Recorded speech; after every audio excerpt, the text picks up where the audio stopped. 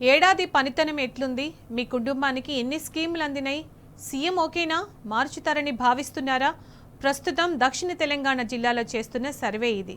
సాక్షాత్తు ఓ కాంగ్రెస్ మంత్రి ఈ సర్వే చేయిస్తున్నారని ప్రచారం నడుస్తోంది.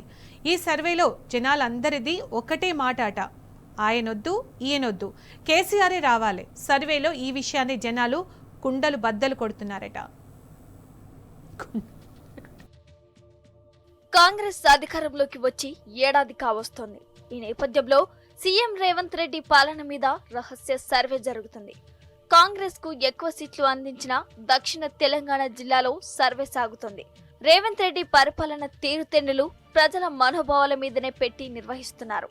ప్రశ్న ఏదైనా సరే జనం పదే పదే కేసీఆర్ పేరును తలుచుకుంటున్నట్లు ప్రత్యక్ష సాక్షులు చెబుతున్నారు. సర్వే ఎవరు చేయించారనే దానిపై ఆసక్తికర చర్చ జరుగుతుంది. రాష్ట్రంలో కాంగ్రెస్ ఏడాది పాలనపై పలు సంస్థలు సర్వే చేస్తున్నప్పటికీ ప్రధానంగా 2 సంస్థల సర్వేల మీద ఆసక్తి నెలకొంది.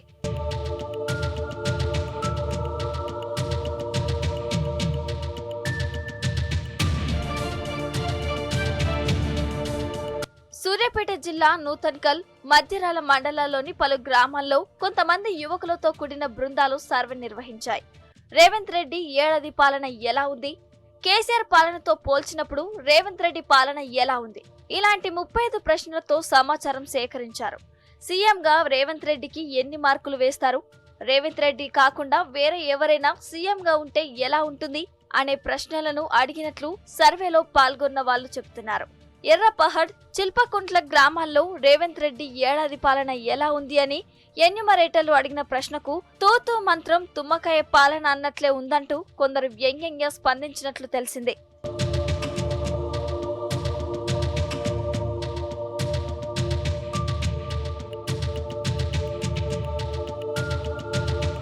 సంక్షేమ పథకాలపై వివరాలను కూడా సర్వేలో సేకరించారు.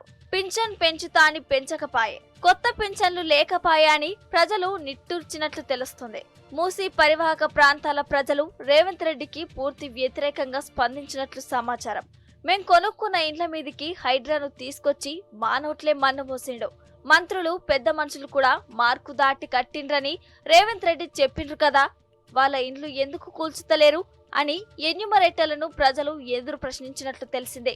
తెలంగాణలో సీఎంగా ఓ మంత్రి అయితే ఎలా ఉంటుంది అని జాతీయ స్థాయిలో పేరున్న ఓ సంస్థకు చెందిన ఎన్యూమరేటర్లు అడిగితే ఆయనొద్దు ఈయనొద్దు, కేసీఆరే మళ్లీ రావాలని జనం చెబుతున్నారని తెలిసిందే.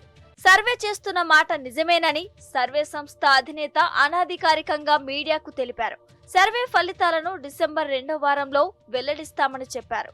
స్వచ్ఛందంగా సర్వే నిర్వహిస్తున్నట్లు ఆయన తెలిపారు. కానీ దక్షిణ తెలంగాణకు చెందిన సీనియర్ మంత్రి సర్వే చేయిస్తున్నట్లు ప్రచారం జరుగుతుంది. ఆ మంత్రి చేయించారా లేక అధిష్టానం ఆదేశాల మేరకు సర్వే చేయిస్తున్నారా అని రాజకీయ వర్గాల్లో చర్చ నడుస్తోంది.